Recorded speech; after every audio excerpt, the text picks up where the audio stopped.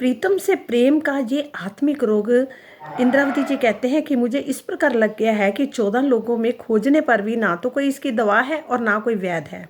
ये रोग तो केवल धामधनी के द्वारा ही मिटने वाला है। जैसे एक कफ है, बात है और पित्त विकृति होना शारीरिक रोग है, इनको शारीरिक रोग माना जाता है, आत्म रोग नहीं कहा जाता। और मन को शांत हो जाना तथा सामान्य अवस्था में प्रतिकूल कार्य करना जैसा मनोरोग है। इस प्रकार आत्मा का अपने प्रीतम अक्षरातीत का दीदार पाने के लिए तड़फना ही जो है वो आत्मिक रोग है। सुंदर साथ जी, दुखते विरह उपजे, विरह प्रेम इश्क, इश्क प्रेम जब आया तब निश्चय मिलिए हक। संसार में दुख मिलने पर धनी का विरह आता है और मोह के बंधन टूटने लगते हैं।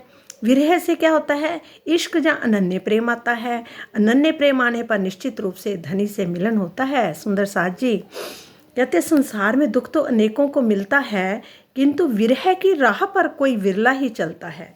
ये आत्म रोग है विरह का जो होता है, उसके लिए बोला गया है। विरह आने के लिए धनी की कृपा से विवेक होना आवश्यक है। सामान्य रूप से इश्क और प्रेम अलग अलग माना जाता है। वैसे सामान्य रूप से इश्क और प्रेम क्या है? अलग अलग माना जाता है। और सामान्य रूप से इश्क जिस प्रकार ये कहा जाता है कि परम धाम में इश्क है ना, उसी प्रकार ये भी कहना चाहिए कि वहाँ अनन्य प्रेम भी है। और परिक्रमा ग्रंथ में ये प्रेम के लिए चौपाइयाँ लिखी गई हैं। जाके प्रेम शवन मुखवान, जाको प्रेम सेवा प्रेम गान, जाको ज्ञान भी प्रेम का मूल, जाको चलन ना होए प्रेम भूल। परम धाम में इन ब्रह्म सृष्टियों के द्वारा किसी भी बात को सुनने में भी प्रेम भरा रहता है। और जब ये अपने मुख से कुछ कहती हैं तो उसमें भी प्रेम का रस टपकता है। सुंदर साथ जी, इनके द्वारा धनी को रिझाने के लिए होने वाली सेवा एवं गायन में भी अखंड प्रेम का रस प्रभावित होता रहता है। जब हम गाते हैं तब भी अखंड प्रेम रस टपकता है, होता है। इनके ज्ञान में भी मूल रूप से प्रेम विद्यमान होता है। इसके व्यवहार में भूल वंश भी काम कभी प्रेम की अनुपस्थिति नहीं होती है। जाको प्रेम है रस रंग, जाको प्रेम सबों में अभंग, जाको प्रेम स्नेह सुख साज, जाको प्रेम खेलन संग राज। इन ब्रह्मात्माओं के प्रेम में ही वास्तविक रस रंग है। सभी लीलाओं में इनका अखंड प्रेम दृष्टिगोचर होता है।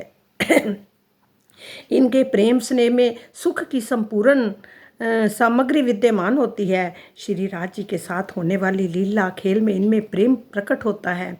किसी भी द्रव्य का अनुभव में आने वाला सारभूत अंश रस कहलाता है और उससे रस अनंत है, किंतु उन्हें संक्षेप में 8 भागों में बांटा गया है जो 8 सागरों के रूप में जाने जाते हैं। भले ही इश्क प्रेम का सागर इन 8 सागरों में आता है, किंतु प्रत्येक सागर में उसका स्वरूप विद्यमान है। इसी प्रकार प्रत्येक सागर में अन्य 7 सागर गुह्य बातनी रूप से विद्यमान होते हैं। इनसे प्राप्त होने वाले आनंद को ही रस रंग कहते हैं। जिस प्रकार सूर्य के तेज से चंद्रमा की चांदनी का प्रकटीकरण माना जाता है, उसी प्रकार प्रेम से स्नेह का प्रकटीकरण होता है। जाको प्रेम में सहज स्वभाव, ए प्रेम में देखे दाव, बिना प्रेम ना कछुए पाए, जाके सभी अंग प्रेम सुहाइए। इन ब्रह्म सृष्टियों का मूल स्वभाव प्रेम से भरपूर होता है। वे धाम धनी को अपने प्रेम से रिझाने के लिए अवसर खोजा करती हैं और इनके अंदर प्रेम के अतिरिक्त और कुछ होता ही नहीं है। उनके सभी अंगों में प्रेम की ही शोभा है। सहज स्वभाव का तात्पर्य है वह मूल स्वभाव जिसमें नाम मात्र के लिए भी कृत्रिमता ना हो। जिस प्रकार नूर के अंदर प्रेम, आनंद, सौंदर्य आदि गुण विद्यमान होते हैं, उसी प्रकार वहीदत के सिद्धांत के अनुसार प्रेम में भी ज्ञान, सौंदर्य, एकत्व और आदि की विद्यमानता होती है। परम धाम की जो विशेषता ही है कि वहाँ के एक फूल में भी सभी फलों के गुण, रस आदि विद्यमान होते हैं। एक फल के अंदर भी, एक फूल के अंदर भी अनेकों फूलों का रस जा मतलब मिठास मिलती है, सुगंध मिलती है। उसी प्रकार प्रेम में भी सब कुछ विद्यमान है। यही कारण है कि इस चौपाई से तीसरे चरण में ये बात कही गई है कि सखियों के तनों में प्रेम है, प्रेम के अतिरिक्त और कुछ नहीं है। अर्थात प्रेम में सब कुछ आनंद, सौंदर्य और ज्ञान आदि विद्यमान है। बिना प्रेम ना कछुए पाइए। सुंदर साज जी, जाके प्रेम से ज्या श्रृंगार, वाको वार न पाइए पार, प्रेमा रस परस श्यामा श्याम, सैया बतन धनी धाम। प्रेम ही इनकी सेज शैया है, प्रेम ही इनका श्रृंगार है, इस प्रेम का कोई भी अंत नहीं पा सकता। प्रेम जुगल स्वरूप श्री राज जी और श्यामा जी में ओतप्रोत है। जुगल स्वरूप का प्रेम में धाम ही इन आत्माओं का भी निज धाम है। अपने हृदय रूपी सेज पर ही प्रीतम को विराजमान किया जाता है। परम धाम की आत्माओं के हृदय में प्रेम ही प्रेम भरा होता है और वही प्रेम द्रवीभूत होकर नख से शिख तक संपूर्ण श्रृंगार प्रेम के रूप में दिखाई देता है। जुगल स्वरूप श्री राज श्यामा जी के संपूर्ण श्रृंगार में प्रेम ही प्रेम भरा है। जोग माया में प्रेम और परम धाम में केवल इश्क। प्रेम ना होने पर बात कहना ही हास्यपद है। वस्तुतः प्रेम और इश्क मात्र भाषा भेद ही है, पर इनमें रंच मात्र भी भेद नहीं है। प्रेम पिया जी के आउद, प्रेम श्यामा जी के अंग सुध, ब्रह्म सृष्टि किए ही विद, हे दूजे काहू ना दिद। प्रेम ही प्रियतम का अजुद हथियार अस्त्र शस्त्र है और परम धाम का प्रेम ही श्यामा जी के अंगों की सुधी जानी पहचान अनुभव कराने वाला है। प्रेम की इस राह पर मात्र ब्रह्म सृष्टियाँ ही चल पाती हैं और परम धाम का ये प्रेम अन्य किसी ईश्वरीय या जीव सृष्टि को नहीं मिलता।